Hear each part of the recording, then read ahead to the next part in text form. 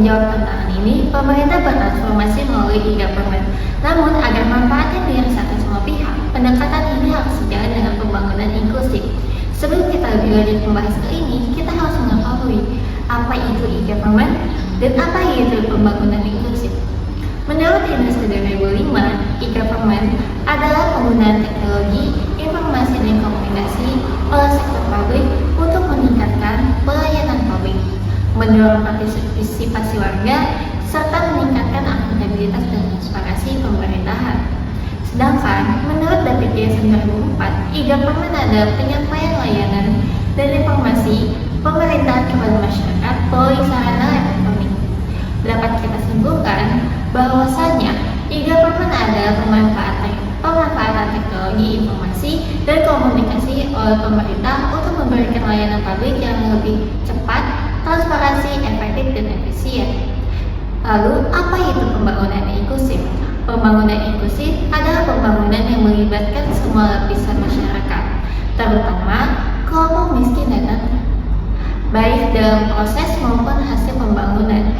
Pembangunan inklusif memperhatikan keterlibatan semua kelompok masyarakat, terutama yang rentan seperti penyandang disabilitas, perempuan, masyarakat adat, dan orang miskin, agar mereka mendapatkan akses setara terhadap pelayanan pendidikan, kesehatan, ekonomi, dan partisipasi dalam pengambilan keputusan.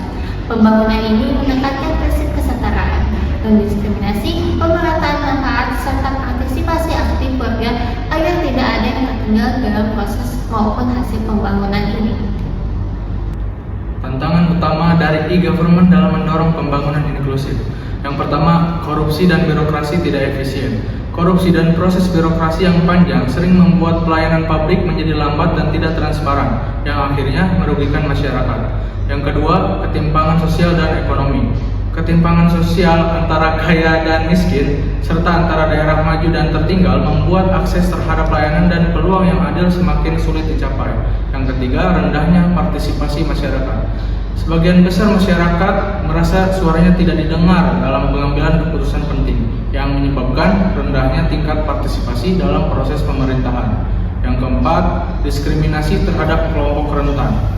Kelompok seperti penyandang disabilitas, perempuan, dan minoritas seringkali dipinggirkan dan kesulitan mengakses layanan yang seharusnya mereka terima. Yang kelima, transparansi yang belum optimal. Banyak keputusan dan kebijakan pemerintah yang tidak cukup terbuka untuk masyarakat, sehingga menciptakan ketidakpercayaan dan kesempatan untuk penyalahgunaan. Good governance bukan hanya soal aturan, tapi juga soal bagaimana pemerintah hadir secara nyata, cepat, dan adil untuk semuanya. Strategi penguatannya kini harus lebih cerdas dan inovatif. Pertama, kita perlu transparansi digital. Semua anggaran dan program bisa diakses melalui publik secara real time lewat portal terbuka. Kedua, partisipasi warga tidak lagi konvensional, tapi lewat aplikasi voting komunitas dan forum daring, yang dimana suara masyarakat ikut menentukan ke arah kebijakannya. Ketiga, akuntabilitas diperkuat dengan teknologi audit otomatis, sistem pelaporan online, dan pemantauan kinerja berbasis data. Keempat, SDM aparatur kita perlu jadi pelayanan digital yang adaptif dan humanis melalui pelatihan rutin dan budaya kerja yang lebih kolaboratif. Dan yang terakhir, kita dorong transformasi digital lewat e-government agar pelayanan publik tak hanya cepat, tapi juga menyentuh warga hingga ke desa-desa terpencil. Dengan strategi ini, good governance bukan hanya sekedar slogan, tapi juga sistem yang hidup, bergerak, dan dapat dirasakan secara langsung manfaatnya oleh masyarakat sekitar. Dengan strategi penguatan good governance, kita berharap dapat menciptakan pemerintahan yang lebih terbuka dan cepat. Masyarakat bisa mengakses informasi anggaran dan kebijakan pemerintah secara langsung, yang akan mengurangi korupsi dan meningkatkan kepercayaan masyarakat.